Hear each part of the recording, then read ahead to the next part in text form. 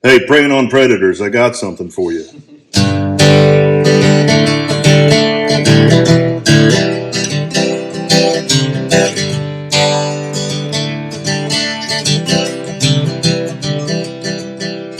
Hunting down south in the land of the pines, making them sets round North Carolina, staring up the fields, praying I see coyotes. Hunting down the coast for 17 hours, wearing ourselves out with tournament hours. I'm hoping for a triple to kill a pile tonight. So call me a cow with a little beat, call me a cow in the OPC. Hey, Foxpro Call me. Hey guys, Chance and Timmy Ray from Preying on Predators. You've heard our intro song. Well, we have Matt Bowlin, the performer of that. So we have Matt Bowlin, the singer-songwriter. Matt, why don't you give us a little intro and background to yourself? Where you're from, where you grew up at, your military experience, and how you got into predator hunting. Chance, it's great to be here. Timmy Ray, I appreciate you all having me here. I've been listening to your show, really enjoying it. I cover a lot of ground. Weekly, I'm on the road, so I need stuff that keeps me awake, keeps me distracted, and what better podcast to listen to than something you're interested in, and keeps you alert, praying, and learning from all those podcasts. Oh yeah. Preying on Predators has been one of those things that has helped me. Because a lot of times you get around people and you're thinking, well, I don't want to talk too much because they're going to think, you have certain groups, and some people like yourselves are like, hey, we want to make people better. We want to get out there and we want everybody to be successful. You have others who kind of get up on their high horse and they're just kind of hard to relate to, but it's been great. Coyote hunting for me has been a love affair for several decades. Not really knowing how to do it back in the day, having a hand call or a cassette tape that I picked up at Gibson's in Dodge City. That's where I graduated high school from. But we moved around a lot. We had a family farm in Texas, but I was too young to really do much there other than go look for some with my grandfather. He had a shotgun, and this was out near Bridgeport, Texas. They had a family farm out there, and we'd go out there and look for rattlesnakes, just something to hit. Something to shoot at. Oh yeah, jackrabbits, just anything. I'll tell you, one of my favorite stories was coming down. They had a couple, if you go out there and you're out near Bridgeport and you go out there near Decatur and Runaway Bay, Texas, there are three mesas that stick out. They just out of nowhere, and you see them. Well, they had the middle mesa, and we were coming down one time, and we saw this huge frog just swimming across this pond. This guy had like the best frog stroke, I guess, because he's a frog, right? That I had ever seen. Right. And we didn't see anything that day to shoot. So my grandfather, I think he was just trying to cheer me up, draws down this frog and blows a hole in him. It almost reminds you of that movie Open Range, where Duvall shoots that guy through the wall, right? And the smoke's clear. But this frog looked just like that wall, and I looked at him and I said, Grandpa, why'd you shoot that frog? And he looks at me and he winks and he said, he was drinking my water. But growing up, I started getting into hunting when I was in high school. I had a couple friends of mine. We all joined the Marine Corps together after high school. But we would go out. Can I ask what year that was? Sure, absolutely. About the time we're close. Yeah. 96. Yep. We're close. We're maybe a year or two apart. I think so. I went in January '97, so. Okay, well, I had you by maybe 3 months. 3 months. So I went in You were probably graduating on the parade. Well, you were in San Diego. Yeah, that's right. Yeah, or you were on the parade deck when I was probably getting to Paris Island. Oh yeah, I went out there because I heard the coyotes were bigger out in San Diego. You know, from all the burritos they were eating. All the burritos, the California burritos are nice. Aren't they? But that's the only reason I go. Actually, is just for the burritos. No, I'm kidding. That's the only thing good about California. Oh man, but yeah, we'd go out and we'd try to look for coyotes. So we would play some tapes in the, whoever's car we were taking. You know. So Matt's been calling coyotes since what? When did you really start calling with the cassette tapes? Well, I mean, that's some. Yeah, I mean, technology. Well, I mean, I was using cassette tapes in '97. Okay. Right. Oh yeah, they were still around. Yeah, we just open up the doors so that I grew up Yes. a little 5-acre piece of property, but the guy around us had 1,100-acre farm, and he kind of just, I was his little farm hand, his little gopher for shit, you know, made sure the irrigation motor was running. He'd take me coyote hunting. We'd open up the doors on his Silverado, and he'd just crank that Johnny Stewart lightning jack tape. And just Absolutely. sit, wah, wah, wah, and sit up there with an AR just trying to pop a coyote. See, I've only been in coyote late 17, 2018, so I've heard about these Cassette tapes, these vintage things. Yeah. But, I've always been on the e-collar, so. You know, and back then that's all they had. I'm Yeah. sure you remember that movie Dazed and Confused when they show up to the school and who's the Cole Hauser long before he was Rip Wheeler on Yellowstone. Yeah. He's got the PA system. Right. The PA. Fellas in high school, they had their dad's rig or whatever. They were using that to locate coyotes with a siren.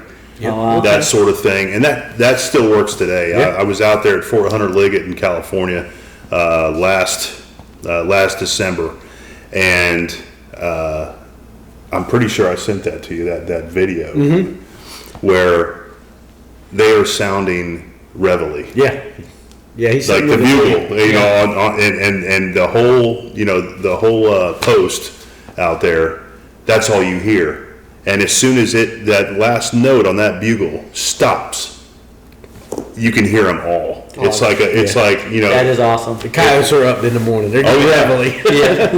Oh yeah, they have a choir out there, and when I say choir, I'm talking about like, the Siberian Orchestra choir in regards to coyotes out there, just going off. So they're going to respond to sirens. They're going to respond to that. Matter of fact, a couple weekends ago, my wife Jenny and I were sitting upstairs in our house watching whatever, and first responders kicked on the siren to the fire truck, and there was a coyote right up under our house, and we didn't even know it. I mean, it was like 10 o'clock at night.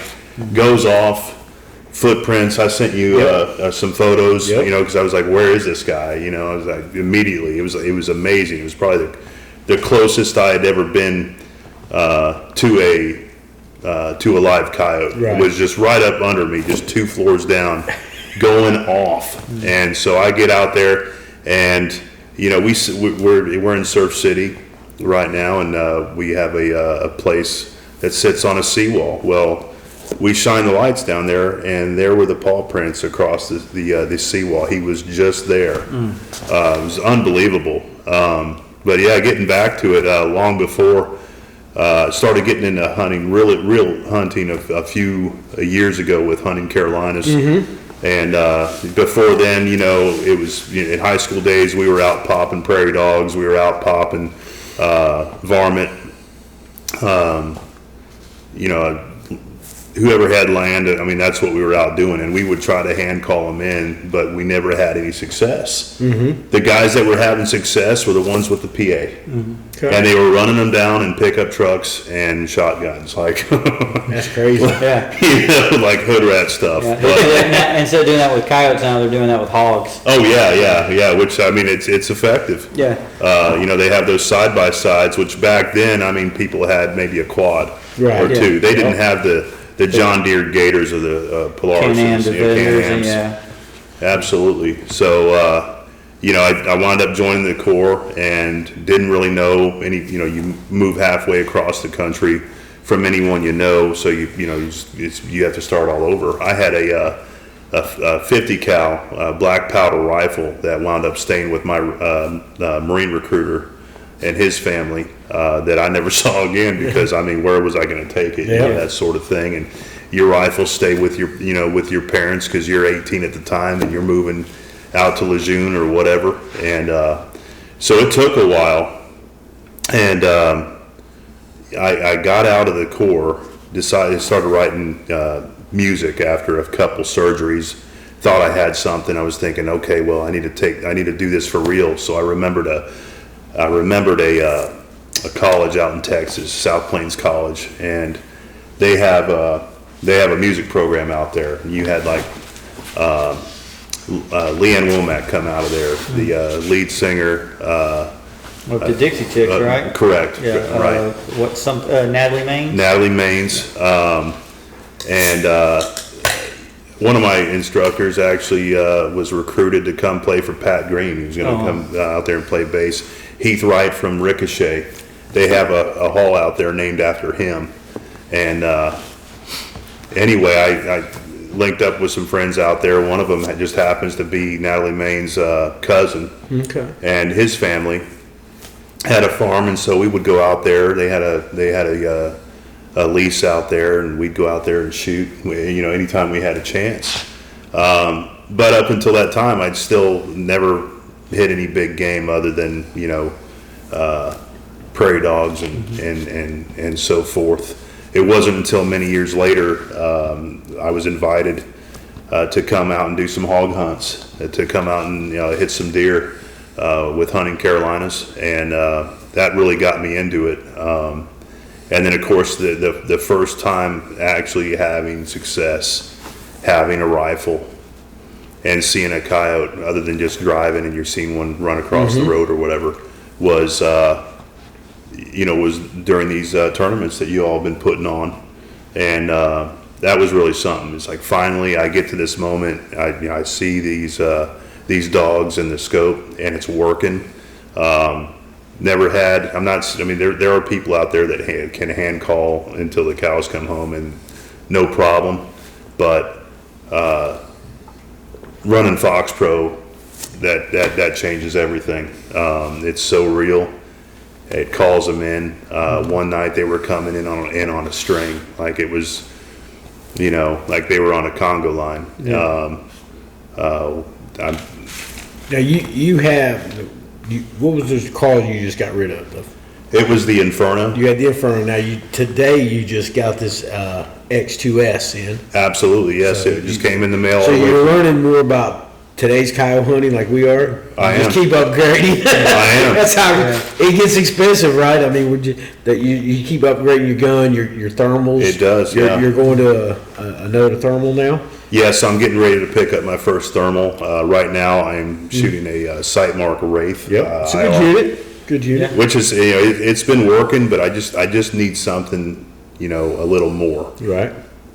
Well, and you've heard us talk about this. Guys go from lights to night vision to thermal. It's a big progression, you know. And it's a big jump in price, but you know, you're going to play the game. You want, you know, just what level do you want to play at, and you're ready to move up. You done got your X2S and going to a thermal. What gun are you shooting? What caliber? Right now, I had to go with the budget because, you know, the way things are these days with inflation and whatnot. I mean, the budget Ruger American, you know, the Ruger Predator. Ruger American Predator. It's a good gun. And budget or not, that gun can shoot. You know, there's a reason why it's so popular. Right. And for Ruger to produce that type of quality at that price point is pretty awesome for me. You know, I had one. You know, I got one 300 blackout for a hog gun. Sure. Ain't many hogs in North Carolina. You know, so I ended up getting rid of it. But the Ruger American, and especially the Predator, bull barrel, threaded. You know, Picatinny rail already. All you gotta do is get it out of the box, slap a scope on it, get some ammo, and you're ready to go. And they're good guns. I mean, budget or not, I don't care what the gun costs, as long as it shoots and will perform every time I pull that trigger. That's all I care about. The price does not matter to me. You know, and it's good when you're first starting out and you're not having to rent your rifles and whatnot. I mean, it's just it's good to start you out with with something like that, 6.5 Creedmoor. Is that what your gun's in, your caliber? It currently, yes. Yeah. That's And it's a bolt, and I like bolt. I mean, it's you know, I want to jump up to. I had an AR that was shooting obviously 5.56, but I had one of those and wound up selling it back to my high school buddy who I bought it for. We had this agreement where right. and he said, "Hey, I want that rifle back for my son. Would you consider selling it back?" And I said, "I told you back in 2001 that that would never be an issue." Absolutely. Right. So, and that's great when you're out there at night and whatnot. But sometimes, I just want that, like, slow is smooth and smooth is fast. Mm-hmm. Yeah. I know a lot of guys that in our community here.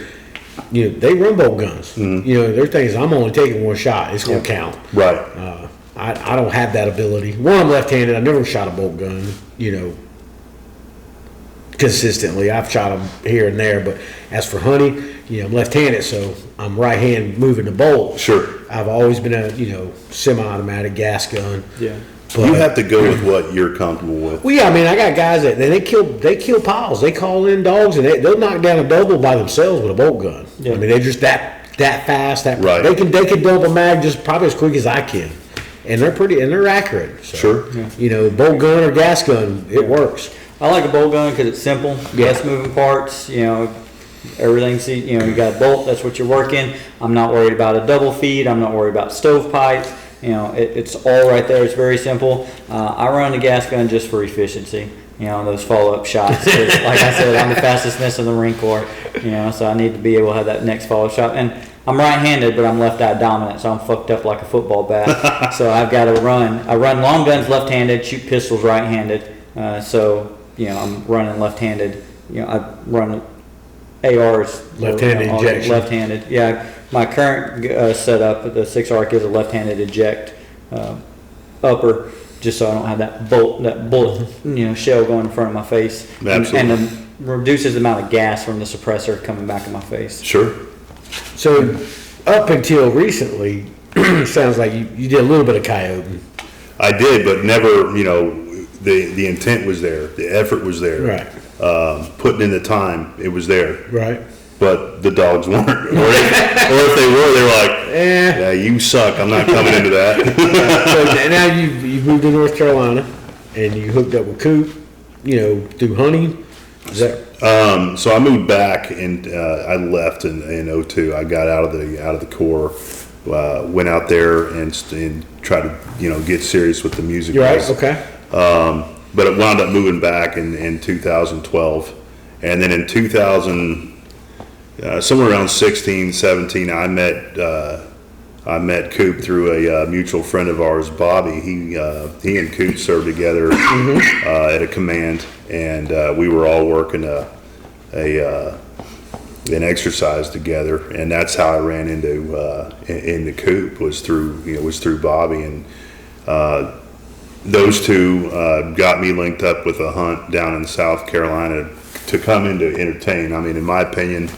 And I, still feel this way. I don't rate to be there, but if you have a Purple Heart hunt and they come and they ask you to come down and play, yeah, you say time and date. That's right. What do you need from me? How can I help? That's right. So anyway, they started inviting me out to these hunts, and I'm just sitting there entertaining them and whatnot, and and I'm fine with that. And they're like, no, you need to get off your butt right now and come hit the stand with us. Yeah, get off the guitar and get on the gun. Yeah. So I was thinking, are you kidding me?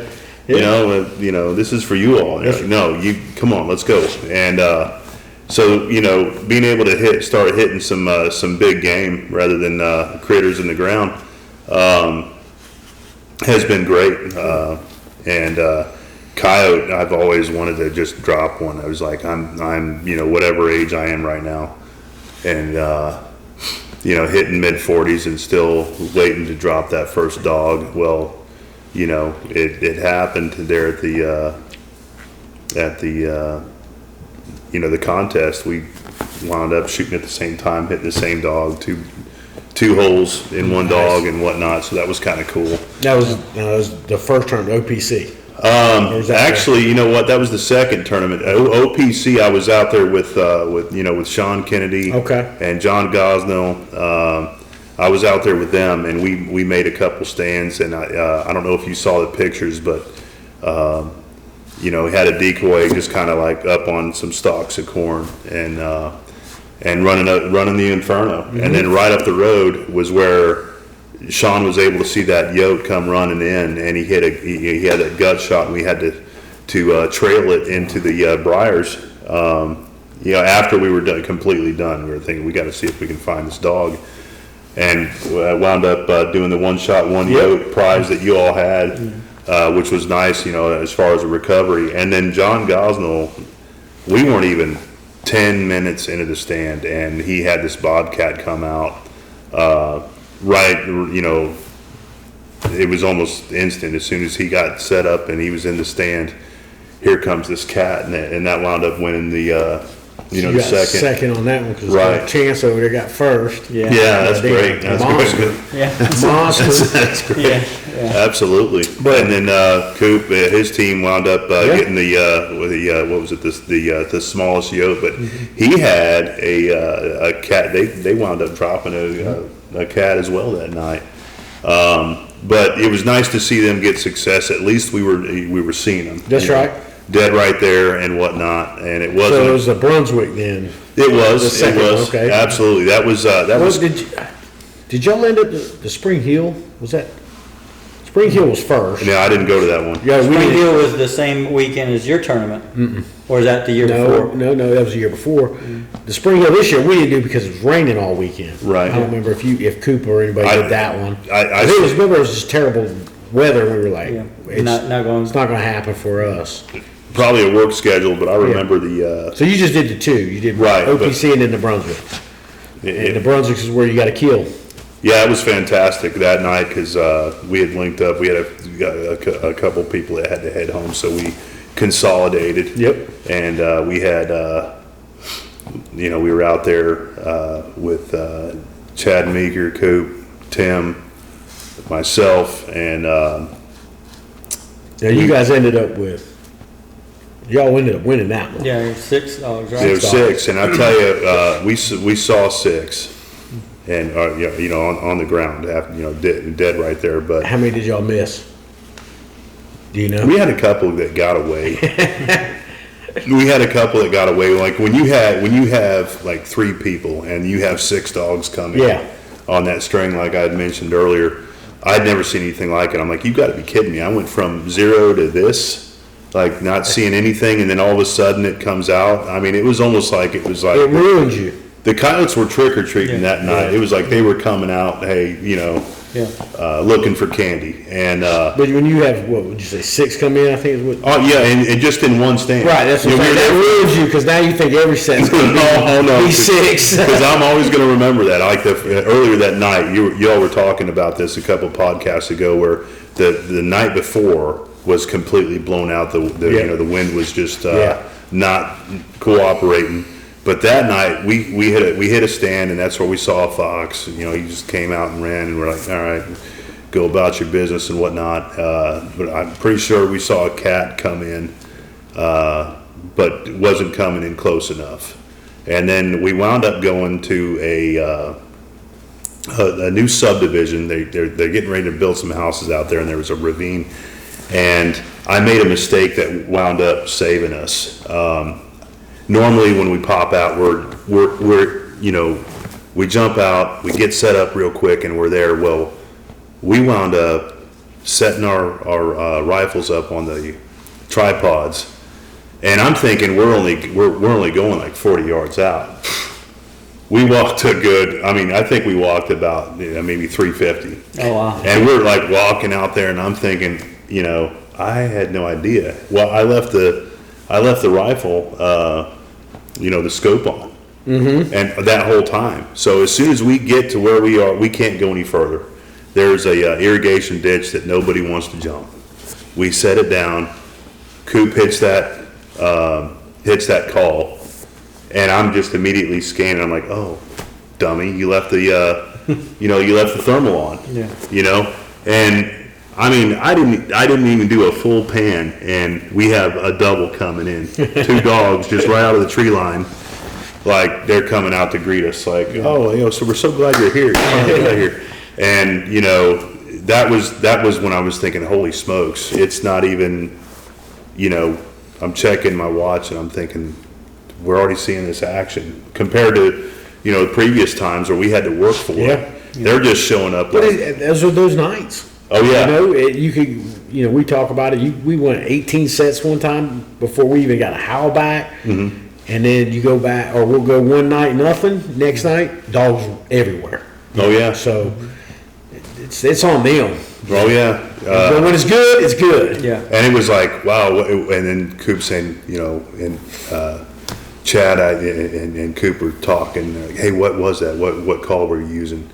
And he said KG Cottontail. So that was the night KG Cottontail took solo. We were there. We bought tickets to the KG Cottontail show. Yeah. And we saw a good. We probably saw about anywhere from like 12 to 15. I mean, we may have seen 20 for all I know. Wow. 20 yotes that night. They were out. I mean, we.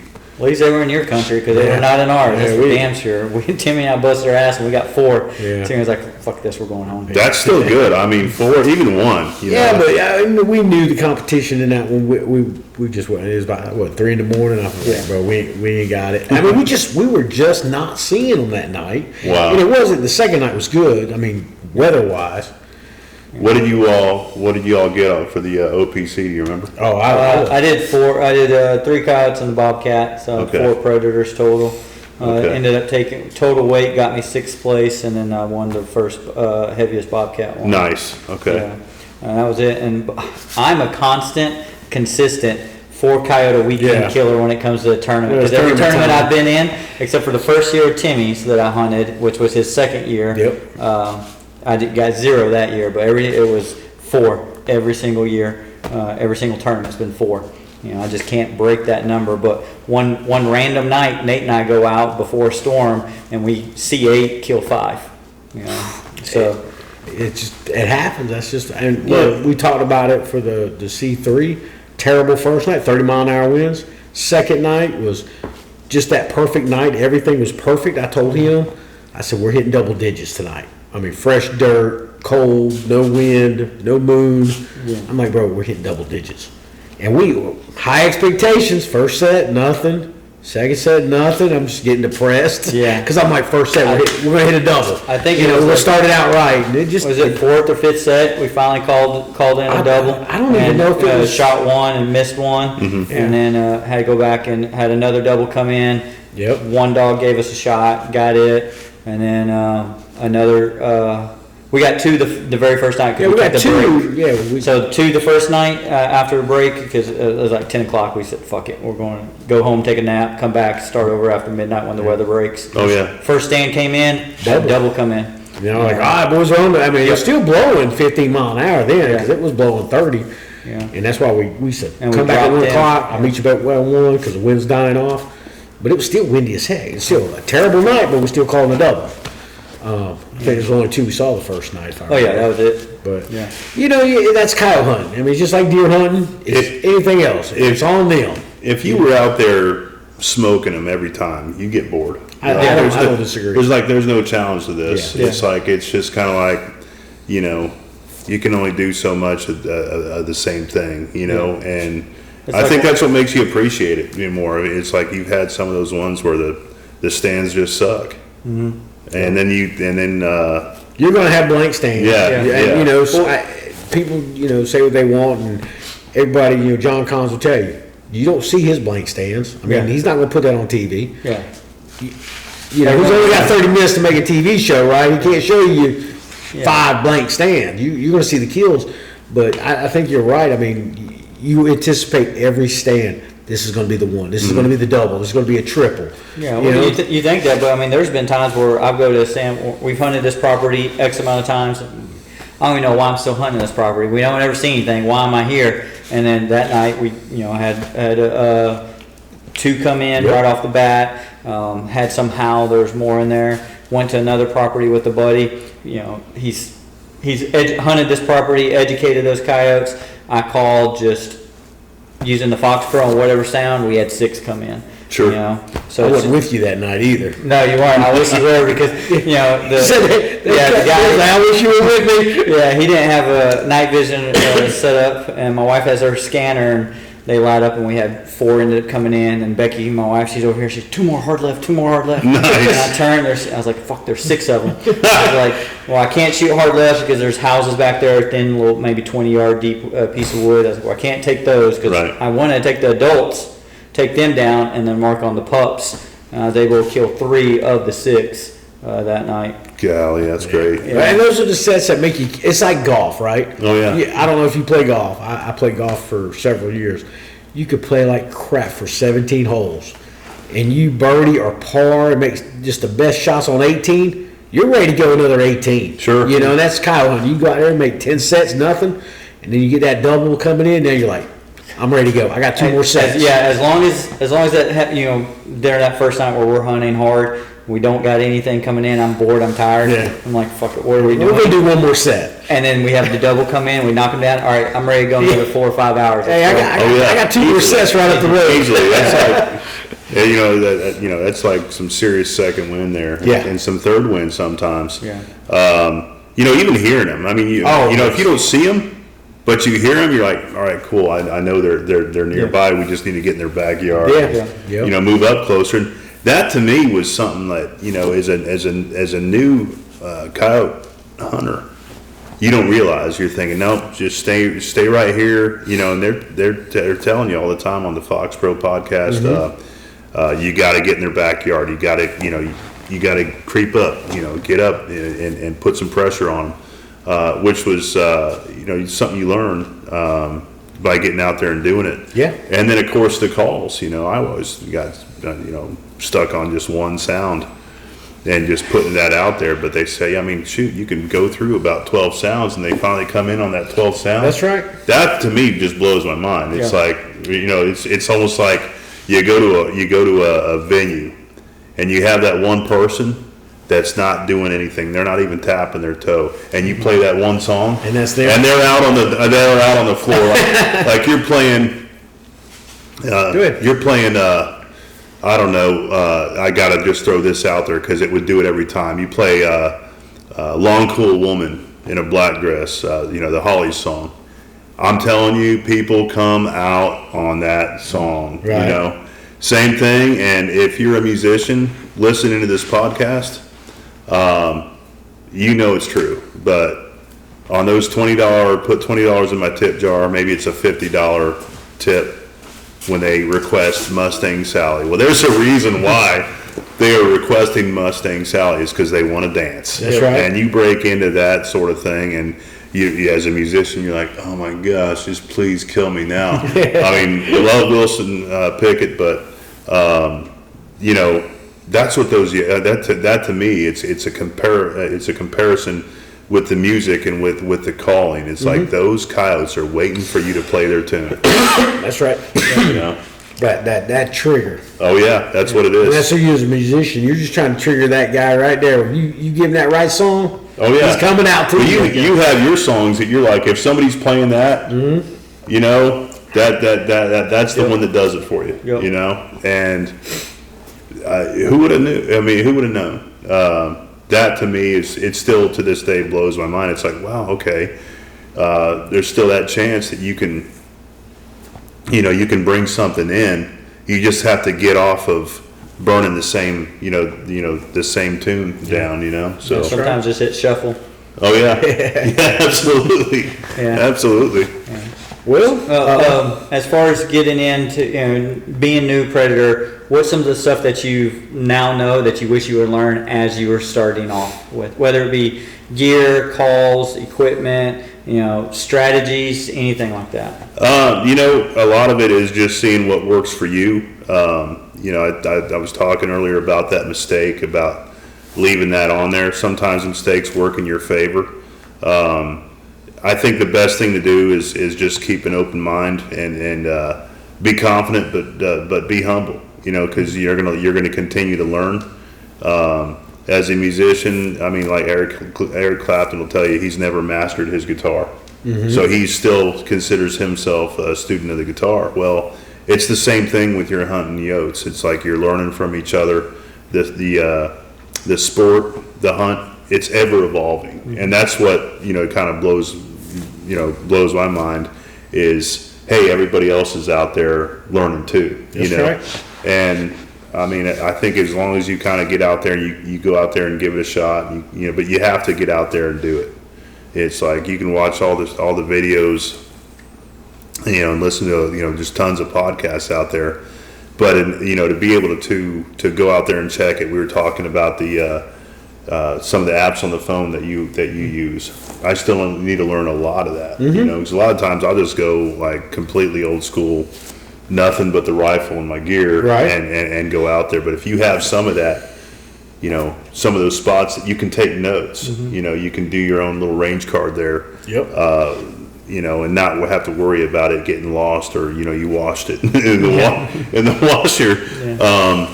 Yeah. That to me, it's there's so much to learn out there, and I enjoy it. I think you're right. It's gonna we learn, me and Chance, and we learn each other. We learn, every time we go out. So make a mistake. And, not load your gun. We've talked about that. Oh yeah, lots of click in the woods. Forget to put one in the chamber. Yep.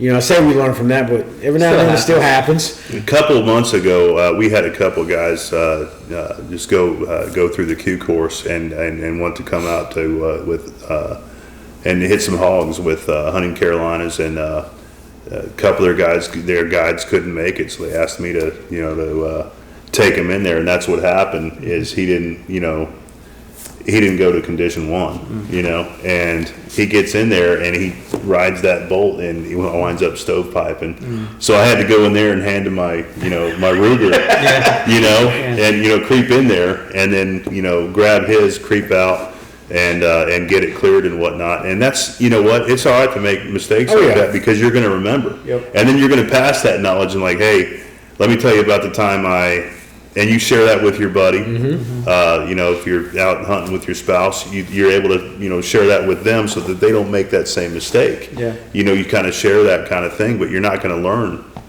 I mean, mistakes, they're there to learn, and sometimes they work in your favor. I mean, that's life in general. That's how we learn. That's how our kids learn, by making mistakes. Right. Real quick, condition 1 for our listeners. Yeah. That's round and chamber. All right. Some guys might listen to that. It was condition 1. Make sure you have a round and chamber. Yeah. Because, like I said, the loudest sound in the woods is the click of the hammer falling on an empty chamber. It's cost me a couple of coyotes. It's cost me a few. Yeah, it's, but you make sure that your spouse does it. I always want to set my wife up for success. Sure. How much her coyote coming in, her first kill, and I didn't make sure that she chambered around. I would have felt like shit, because I set her up for failure, right, and then set her up for success. So passing along that knowledge that you learn from mistakes. I think we even say it now. You hot, because we ride hot. I mean, our state allows us to do that here.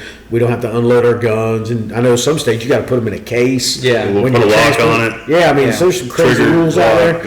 Yeah. But I mean, when they're when we're rolling, they, and I think I went one night, actually, without even putting a round in the gun. Look, we didn't see nothing. Yeah. And I think like the next night we went out, and I realized I didn't have one chambered the night before. Pre-checks and pre-inspections, all that stuff. Is part of it now is grass check. Yep. You hot? Yep, I'm hot. Yeah. Grass check it, whatever. Now. One thing I did, it's funny you mention that, because I didn't put one in the pipe, and I was out there. We were getting ready to do we were actually in the middle of a stand, and I had to go back to the truck, and the truck was completely blacked out, and he was like sneaking into the kitchen, get some cookies. Yeah, and I'm popping that handle as quiet as I can, and I get I open just in case it creaks, and I'm just taking care of it, right? I get in there, I close it, and I just put that bolt home. I needed a sound booth, basically. I needed something to kind of deaden the sound. Oh yeah. And then I got back out, and I mean, it all worked out fine. We had two 2 dogs come in that night on that set, but it worked out. But sometimes you have to think. You have to have that situational awareness. Yeah, I made a mistake, but I found a creative way to fix it. Yeah. And lucky for me, I was right there because I was covering down on a lane behind the truck, so I was on the truck anyway. Right. So I was thinking, oh, you dummy! And you're thinking, when you're on these tournaments, you're going at a fast pace, Yes. and you're at sleep deprivation, so you're going to stumble, you're going to trip, but just kind of think of some ways to get into that cookie jar. Yeah, that's one thing I did one night. Forgot to chamber around.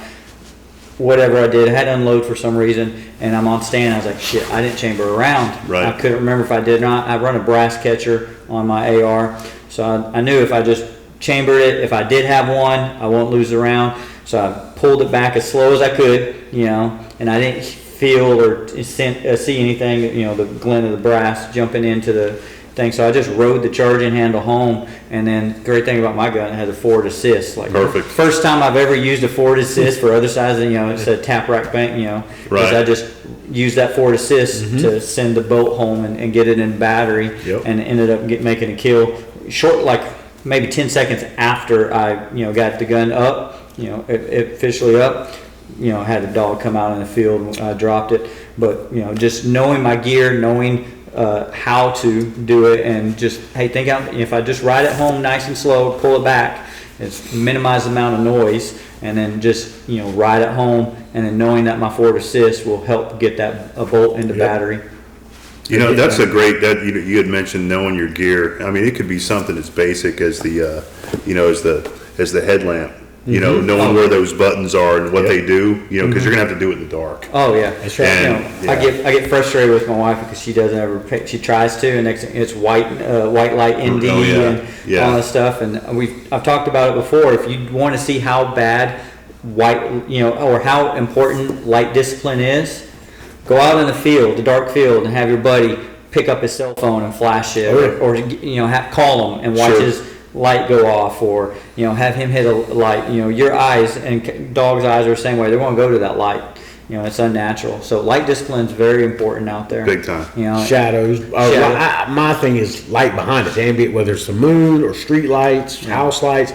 Because if that light's behind you, and I've told that story about this blind, just the moonlight behind it. When I moved, they picked that movement up. They may not see you, they just seen something move. Yeah. And if they don't like it, coyotes are gone. Oh, yeah. That's they live and die by their eyes, ears, and nose. So Sure. if it's something they don't like, they skedaddle. Yeah. They might run 50 yards to turn around and look at you.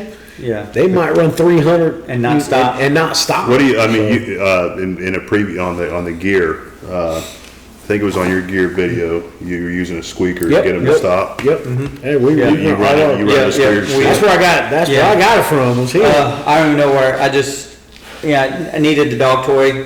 Just thinking, hey, what can I work? What would work to get him to stop? Because I can't, lip kiss very loud. I did it for 5 years. Yeah. So, Well, that takes me off the. Yeah. That would take me moving on the Yeah. scope.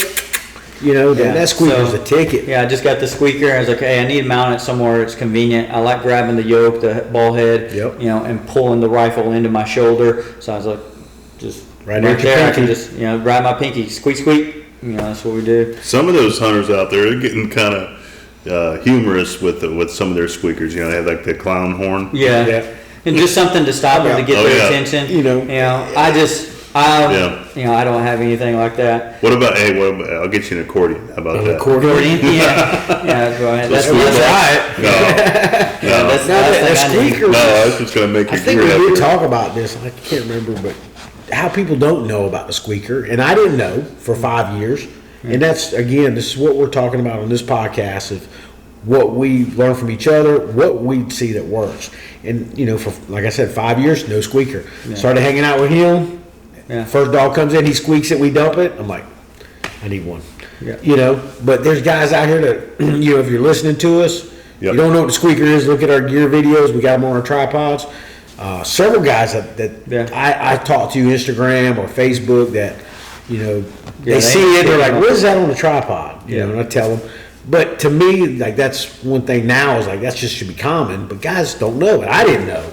Yeah, well, the laser thing, you know. The lasers how are another we going one. to, you know, mark these because we start getting those tall beam fields, you know, and then I'm not even sure where I came up with the idea or who had it. I'm pretty sure I stole it from somebody. That to me was clever. Yeah. Because, I mean, you know, they talk about it on the Onyx podcast where, you know, you need to shoot that, you know, that wave out there. What do they call a wave? Help me out here. Anyway. The line distance. Right. And it's like, you know, that'll at least tell you where it is, because, you know, you start walking out there and the landscape starts changing. It does. Yeah. And then, Yeah. Yeah. Now the laser was, you know, good piece of gear that we used. Sure. Using Onyx to know the distance and know, hey, I need to go this far, because there's been several times where I've thought the dog was at one point, I misjudged the distance. Right. You know, it's at one, hey, now it's 200 yards. Well, no, he ended up being 300 yards. Yep. You know, I'm spending 20, 30 minutes looking at one area. The dog was right here. I know it. Oh, and yeah. then I was like, all right, hey, it's not here. You got to expand the search. So I started doing the spiral method. You know, like, you know, they teach you in the Marine Corps. And go, and next thing you know, shit, okay, I drop a pin where I'm at, go back to my gun, shoot the line distance on Onyx. Hey, you're at 298. All right, dumbass, that's 100 yards farther than you thought it was. You know? that spiral trick, you know, you have those people that like to go out there and hunt for sheds. I mean, that's what they're doing, is Yeah. they find one and then they just do That's that right. spiral and look for that Yeah. other, which I thought was kind of neat. So it's funny you bring that up. That's how I do it at night when I'm hunting, because that's just the easiest way. Sure. You know, daytime, you know, doing crime scenes or tactical site exploitation or something like that. If I got the time and the personnel, I want to do a grid search. That's going to be the most thorough place to do it, most thorough search method.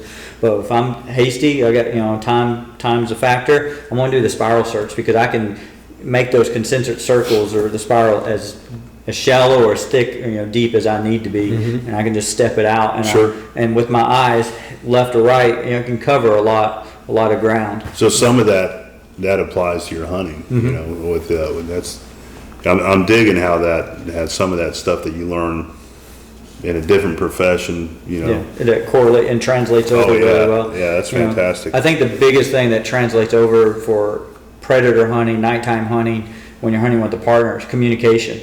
You know, you got, you know, if you're in the stack, you got the squeeze, so.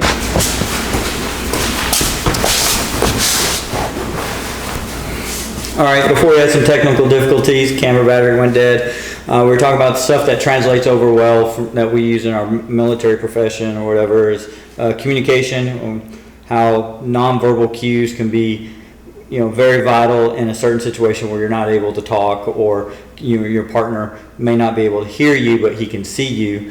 You know, some things we do is lights, lasers. You know, you move it to a certain area. You know, move it up and down to like, yeah, that's right there. So the nonverbal communication skills, I think, translate over very well for you know, hunting with the partner. So that comes with time, and then obviously, you know, you want to communicate that before you go out there. Yeah. So you know, maybe back here, I don't know, is that what y'all sometimes do? Is you talk about, hey, look, this is the game plan. This is where we're going. Yep. You know. Definitely. We'll set up here on Timmy's range, or before we go out in the field, like we have a game plan. Like we run down. It's like a pre-mission brief. You know, hey, Absolutely. This is the area. This is the field. We're going to set up here. I'm going to set the call here. The wind's out of this direction. All right. And I'm expecting the coyotes to come from this way, from, you know, this direction, and we'll go out there and do that. And we've already pre-coordinated our squeak bang. Like, hey, when they're coming in, I want to stop. I want to squeak them. When they stop, we shoot. Or we're going to do a countdown, and we go 3, 2, 1, then shoot. That's how we do it. I know Coop and I think you on the wall. On the wall, yeah, Yeah. absolutely. Yeah, that's just how different people do it. That's right. 1,000 ways to skin a cat. Oh, yeah. You know, whatever works for you, whatever you practice. But practice what you preach. Train like you fight. Because if you get out there, you're going, and you don't train, you're going to fuck it up. The whole world has this hero syndrome, I guess, where they think they're going to rise to the occasion and be the hero. But most of the time, you're going to sink to the level of training that you have or you don't have. Whereas rise to the occasion, you'll fall to your training. Yeah. So Go out there, and nobody wants to see you. As far as training and whatnot, you know, like if you all are together, you all need to know that, like, look, when it starts getting, when the intensity picks up, Oh, yeah. how do you perform when it's intense, and how do you perform when it's intense? It's like you can go out there and be dead on all the time, out there on the range, Yep. and be, just the hot stuff. But when those dogs are coming in, Zigging and zagging. yeah, and you're Adrenaline like, pumping. yeah. Yeah. You're on your fourth monster of the night. Your heart rate's down. Yes. And that, oh golly, it's so You're funny you mention that. But it's like, Yeah. it's like, you're trying to, stay alert, stay awake, and you're drinking Monster or whatever, what have you. It's like that affects everything, and so you have to experience that, get out there and have those experiences, so that how you're going to, how you're going to perform when you're broke off. Yeah. All right, guys, we're not saying go drink a 6-pack of Monster and then go to the range. Yeah. All right, I don't know if your heart can handle that. We're professionals. We've done it for a very long time. So, you do that at your own risk. Oh, absolutely. But, we do cover that in the podcast, that we've hunted enough together. If a dog comes out here or something like, the one that we had in the tournament, I knew I could only go so far. I knew he stepped out. I knew he was going to keep going. I come out the gun, saw him sweeping, went ahead and grabbed my stuff, stepped out of his way, and let him have it. Yeah. But he knew, and he come out his gun. He saw me moving. He knew I was clear. And he ended up dumping the dog at like 3. Yeah, just almost 300. But that's what we talk about in another one of our podcasts. Yeah. I can't remember, but know your partners, know how they're. I know I generally know what he's going to do when the dog comes out. And we still make mistakes. Yep. We're human. We're not perfect. We're here. We ain't here to talk about the pauses. We're here to talk about mistakes as well. Yeah. And you're going to make some mistakes. I was going to say, earlier, the best plan is great until first contact. Mm-hmm. So you can have the best plan out there until that coyote comes out. Right. And that whole communication goes out the window. Instead of 3, 2, 1, 2, it's get them. Bang. I've done it, so. Yeah. Well, yeah, but also when we're communicating, if a dog's coming in, I haven't spilled blood in a while, you better be careful, because if you come in and we're counting down, everything is shoot. Ask Timmy. He's like, "You ready?" Oh shit! I thought you said shoot. My bad. But we had to win it. It was in a tournament. I can't remember which one, but dogs coming in, and we talked about this before. He knew this piece of property. He knew that dog was going to get to a path because he's hunted it a couple times, and every time they hit that path and disappear on him. And this dog was coming in, we're squeaking it. Dog wouldn't stop, just still coming, but he was getting close to that path, and he knew if he got to that path, it was going to be gone. He reached down, hit his, I would think it was one of your presets. Yep. And it's on video, hit that preset howl, and that dog stopped in his tracks. So he had the mindset of, I can't stop the dog, let me go to the remote real quick, bump it, and as soon as that dog planted his feet, it was 3, 2, 1. Yep. And we dumped him in his tracks, but, he knew his land, and I knew, I didn't know he was about to hit the howl, but as soon as I heard it, I knew he did something, because that dog, locked up. Yeah. Oh yeah. And that's And I was already on the gun, and as soon as it locked up, I knew the count was coming. Yeah. I wasn't like looking over like, hey, we're going to shoot this dog. Like when he planted his feet up, it was 3, 2, 1. Yep. As soon as he planted, 3, 2, 1. So again, knowing your partner, knowing your gear, knowing your property. Knowing your property, being able to think outside the box, think on your feet. Yeah. Like I'm thinking, how can The squeaker wasn't working. Yeah, the squeaker doesn't always work. So what am I going to do? I didn't want to bark at it, because now I'm coming off the gun, whatever. I just grab the remote, preset 1. It's a Tony Tebby sound. It's a howl. Yeah. Somehow. I don't It was make him stop. So it was like a booger bark at first, and he locked up. Looked right at it. Yeah. So just thinking outside the box and being able to, thinking of those situations. I mean, that's all Timmy and I do is talk coyote hunting. That's it. So we're looking at different ways to do it. So I'm looking at my remote, and my remote is okay. I need a prey distress, just something real quick. I get in the field. If we go into set up and something's in there, I don't have to turn on my remote, find the category, go to cagey cottontail, all this shit. So I just, hey, cagey cottontail's preset 4. Preset 1 is pound town. Preset 2 is make them stop. That way, 2 and 1 are right here. I know which ones to hit for what situation I want to go into. And depending on how close they are. Yeah. You're seeing videos out there where, you're just vocalizing right at them like, hey, and they're like, whoa, what was that? Yeah. All you need is that one pause. Yeah, I don't know, the dogs around here, they don't respond to hay. I've yelled hay at them, and they just keep running. But I'll do a little wolf or a little howl and get them to stop. I don't know if you already heard this one, but Jared Poindexter with Truckers Run the Nation. I wasn't there for that, but they still like to tease him about that. Hunting Carolina is the crew there. They I guess they were out with Jared, and Jared's job was to wolf, like make a bark to get a yoke to stop. And I guess Jared just said the word. He just said wolf.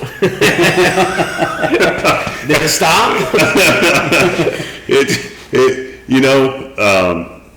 That's what I love about coyote hunting is the stories that you get out there. Some right. Stories like that. I mean, yes, it's serious, yes, it's intense, but you're going to get some great memories out there. Yeah. And that's it, man. I mean, and you lock up with people like me and Chance and Coop and Rod and all these guys. You form that community that we can talk crap to each other. Oh, it's there. During tournament time, we're serious, but we're having fun. Yeah. And then in the off season, we're trying to hunt together. We're exchanging ideals and stuff like that. So, and that's what we like. We want to share it all. And, and it's great about having those other guys in those other communities. Gear's hard to come by or it's too expensive. And I was debating on a new suppressor for quite a while. And, Marshall reached out to me, hey, man, this suppressor company, I was like, you're going with them? He goes, yeah, I think they're a solid company. Knowing Marshall, knowing the gear he runs, and it's all quality stuff, and he's not going to spend his hard-earned money on something that's junk. Yeah. All right, I'm on it. Yeah, if it works for them, and that's something that you use and recommend. Mm-hmm. Yeah. I mean, that's most of my gear's been bought that way. Is somebody's like, hey, look, I would highly recommend this. It would be like me recommending a Martin D5 guitar or something like that. You see that in the music industry. Oh yeah. If something's good, somebody's looking for it, you can make a good recommendation. You use that product, it's solid. But you got to find whatever you're comfortable with. Yeah. That sort of thing, because even with microphones, it's the same thing as your hunting gear. It's like, are you comfortable with that? Can you perform with that? Because is it the right tool for the job? Calibers, it's like pistols. I mean, are you like shooting 9mm, or you like shooting 45, or what? I'm just kind of throwing numbers out there, throwing calibers. But you have to see what what's going to help you. That's right. Yeah, the right tool for the job and what you're doing. True. Like my wife, she's coyote hunting. Yeah, I could put her behind a 308 or a 243. But hey, the 223 works just well. It's minimal recoil. She has very limited experience with firearms.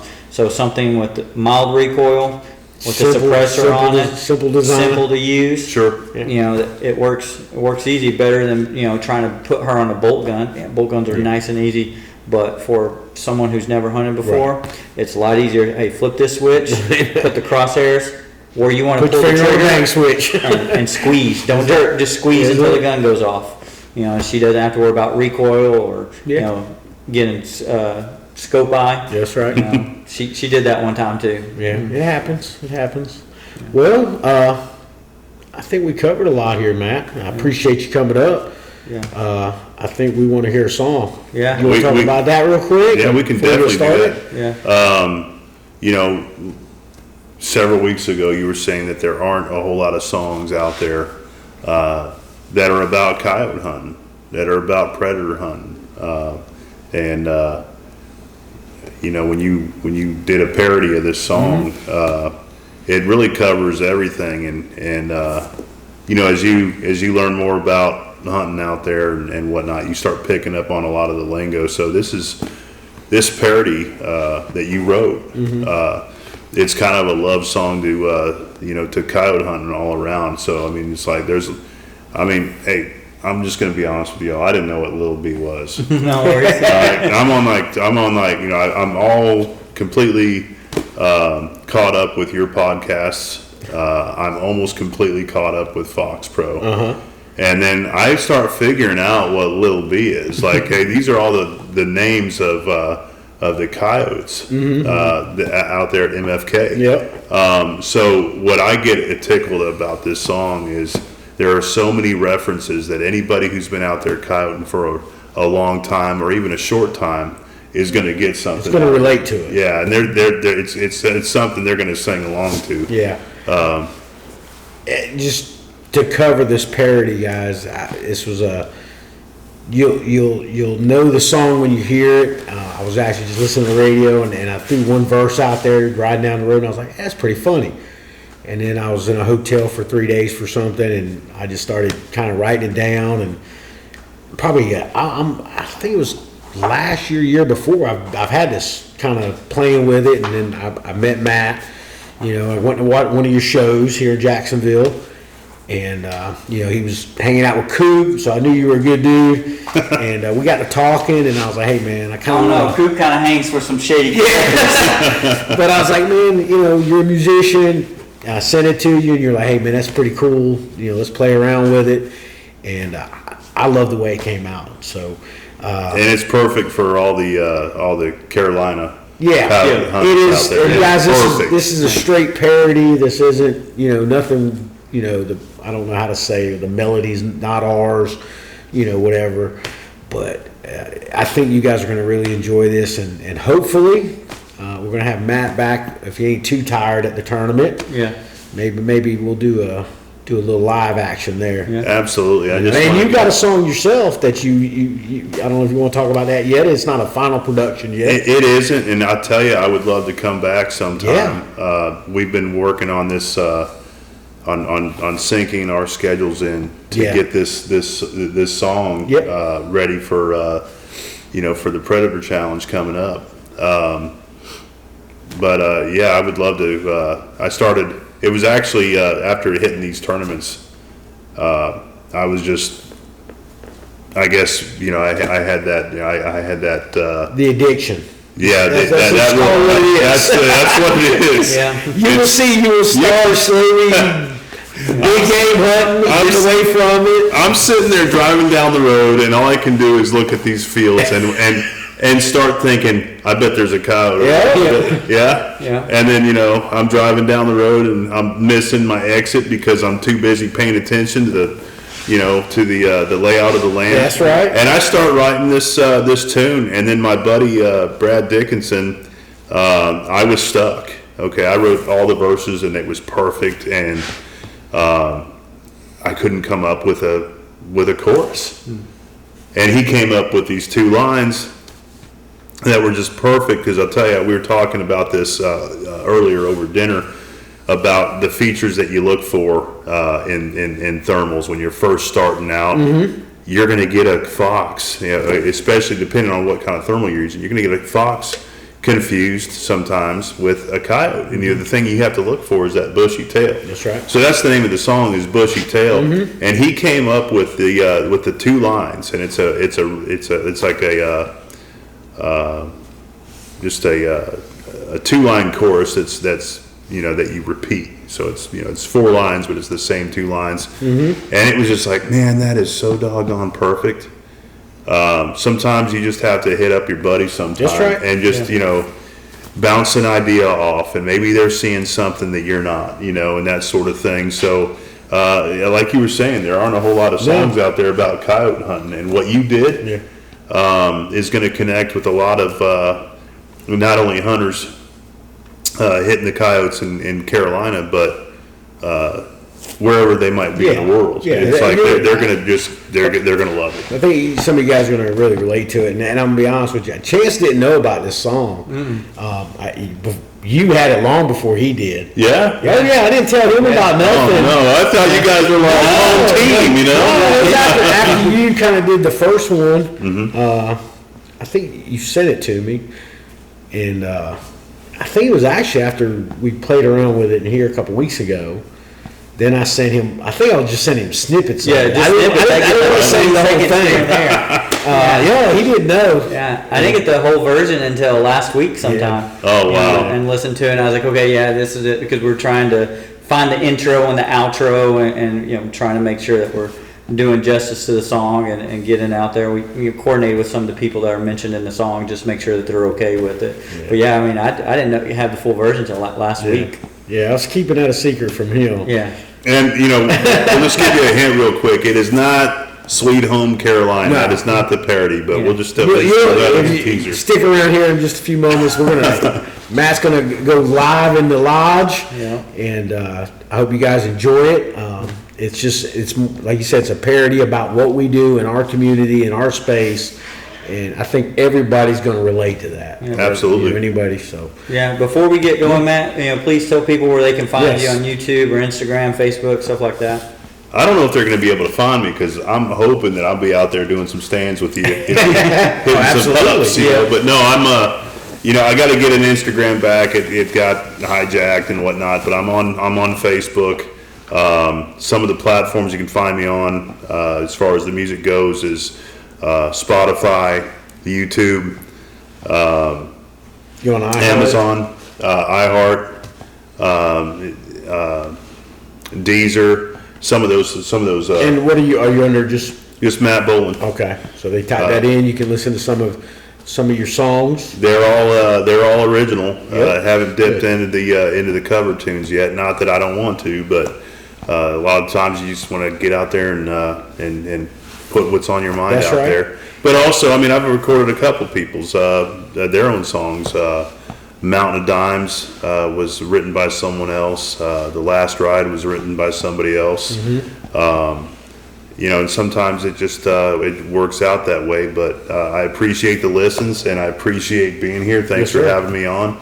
And We appreciate you coming up, brother. it's been a whole lot of fun. Yes, sir. Sure has. We're gonna do a little guitar action. Yeah. And guys, I hope you enjoyed the podcast. Stick around for a song, and go in there, like it, give us a comment, man. Tell us what you think. Yeah, like, subscribe, and share. You know, we're trying to grow this and get more information out there to help people. You know, like Matt, who's getting into the game, and some other people. Had a guy reach out the other day, tell me he's watched our land podcast and was able to get some use those tips to gain some land access. Yep. That's awesome. That's what we're You know, here. That's what we're doing. Makes us feel great. You know, makes all the effort that we put into this worth it. So again, guys, thanks for everything. We appreciate it. Stick around. We're gonna have Matt Bowlin performing Timmy Ray's Live in the Foxpro Call. lodge. Yeah. All right, thanks, guys. Thank you, guys.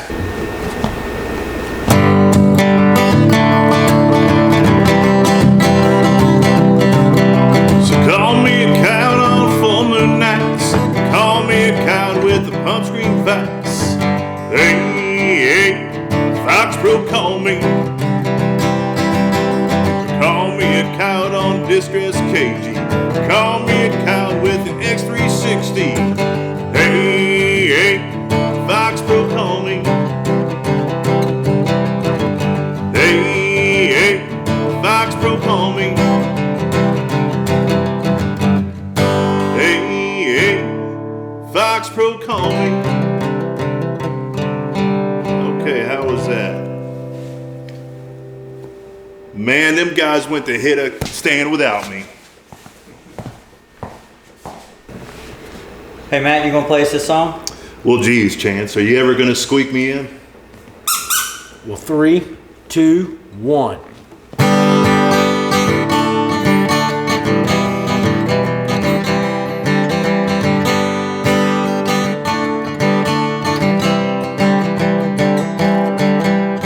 Hunting down the south in the land of the pines, making them sets round North Carolina, staring up the fields, praying I see coyotes.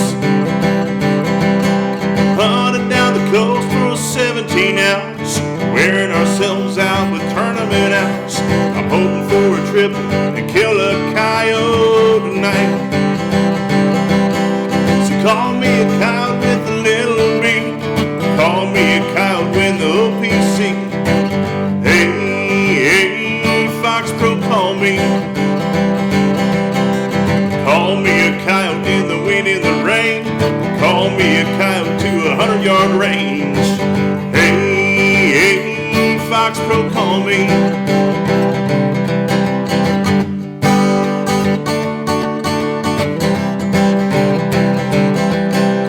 Running thermals and the best night optics. Try to be a legend like old John Collins. My partner plays Foxpro, I call the yardage now. Well, the North State worms keep tracking me down. Lost some land subdivisions, so we headed to town. But we ain't turning back to call that old dirt no more. So call me a cow with the MFK sounds. Call me a cow with the famous Pound Town. Hey, Foxpro, call me. Call me a cow in the wind and the rain. Call me a cow to 100-yard range. Hey, Foxpro, call me.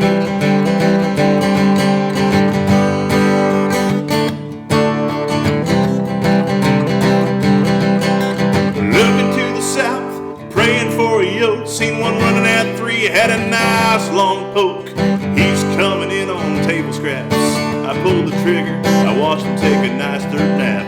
We gotta get a move on before the sun. Hear my buddy playing MFK, I know that he's the only one. Cow takes a VMAX. At least he will die free. So call me a cow, one they never heard. Call me a cow with the X24. Hey, Foxpro, call me. Call me a cow in the wind and the rain. Call me a cow to 100-yard range. Hey, Foxpro, call me. So call me a cow on full moon nights. Call me a cow with them pup scream fights. Hey, Foxpro, call me. Call me a cow on distress KG. Call me a cow with the X360. Hey, Foxpro, call me.